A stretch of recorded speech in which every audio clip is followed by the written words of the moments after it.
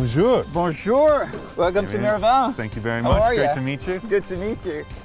Carmen, how are you?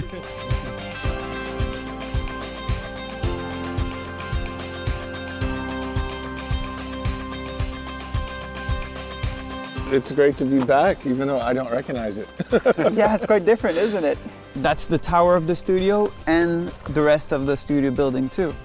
It's kind of a shock when you enter here, not just the studio, but also the domain and the greenery all around and the vineyards and the olive trees.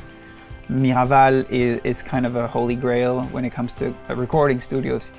Okay, this I remember. The live room, you remember? I remember this, yeah. Wow. Yeah.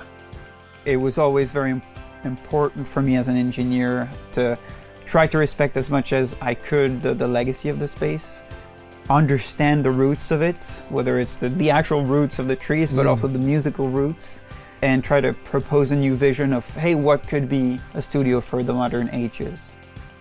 I designed with Brad the shape of the spaceship here where we could have the best of both. We have an integrated Avid S6 within the desk, and at the same time we have, you know, fantastic AMS, we've got Neve preamps, we've got 1176, etc. It's just so that we can work with the analog realm while being digital.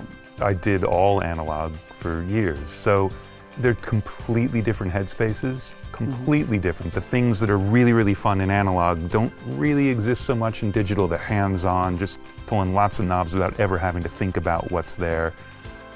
But then there's lots of stuff in digital that I absolutely love. Whether you're mixing on a laptop or an Avid, controller, I still need, faders. I need something to touch. So I like the fact that you have this, you have these monitors on the side, which often they're in the middle and you can't see. So it feels like an analog desk. When you're in a session, you have so many producers working on beats, on different laptops, on different softwares. But in the end, Pro Tools is kind of the mothership. Yeah. And everything is regrouped there so that you can make sure you get the right sound and you get the right way of editing. It's a 6-meter desk, so obviously we're able to fit in lots of beautiful analog equipment all around, and they're routed right now directly to go into the Pro Tools as a direct insert, for example. I've always been a fan of the AX32, and it's amazing that Avid did a partnership with them for the Matrixes or the MTRX, because for me it's a no-brainer. It's the best sounding thing I've ever used. Me too, by far. It's amazing that anyone would bother building a place like this at this point. It took a year from design to finish, but we really had to renovate, and that was the hardest thing. You've done such a great job of not only making it the sign of the times of the current fashion, but taken the legacy of the old stuff and incorporated it into the modern kind of workflow. The sense of inspiration you have is out of this world. You just need to walk outside to be inspired. Really, you did a fantastic job. How do you collaborate with an artist? Is your way of working completely different depending on the style of music that you are going to mix or produce? Do you change your ways of working? For me, it's exactly the same for everything. Yeah. And that's why, everything we're talking about is for the recording and production process. If I try and mix somewhere else, I spend all my time trying to figure out the room.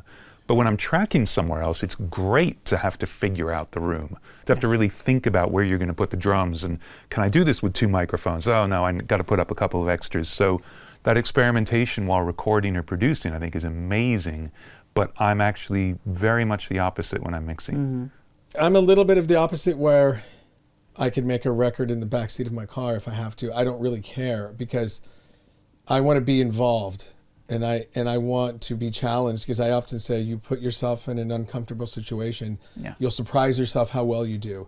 In the end, if you can be a little bit more comfortable in mixing, you'll feel better about the end product. Yeah, like you were talking about putting yourself in an uncomfortable position for mixing. Yeah. For me, every mix is an uncomfortable position. I started thinking this is going to go horribly wrong and no one's going to like it and it's going to be terrible. So that's my uncomfortable situation at home.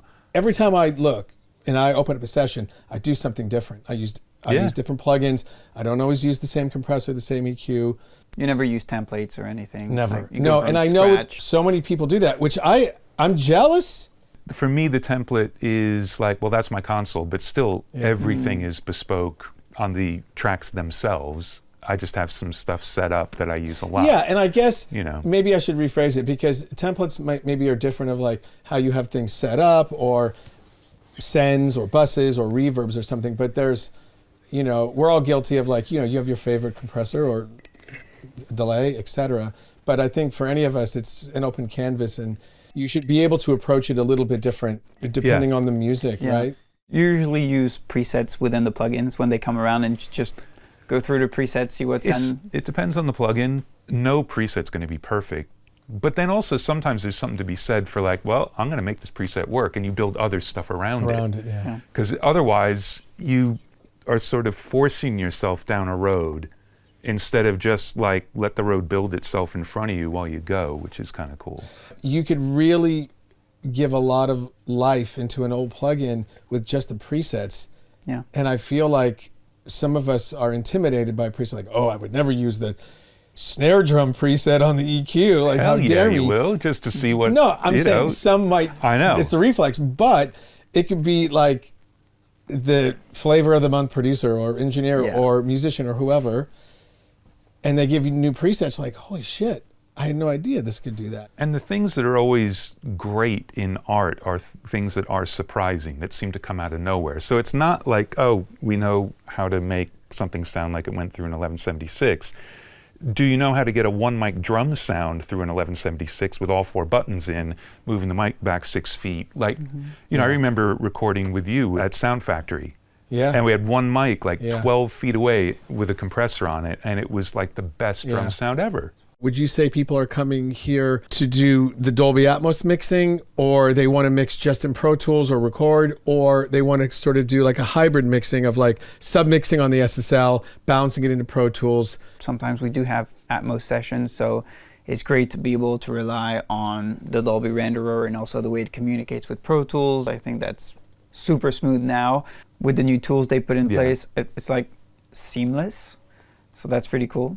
Like if you're doing a rock track, you're going to layer guitars so that it's awesome in stereo. Yeah. And when you split those apart, it doesn't necessarily work. You might not have the guitar arrangement you need to work that way. But if you just work in quad, you're thinking front rear. And that's enough to have all the bits you need to then spread it out even more. And I've definitely seen when artists hear an Atmos mix of stuff they've already done, then they start thinking about, oh, next time we're going to do this. And it's starting to creep in. So I feel like the whole next generation of records is when we're really going to see Atmos take off, because it will be intentional. It won't be reworking of existing stuff. Both of your careers really helped me as an engineer and also as a human being. So wanted to show you all my appreciation, and that you're also part of the design here, because you were at the forefront of my thoughts and inspiration. So it is a real moment for me to have you here. So thank you again.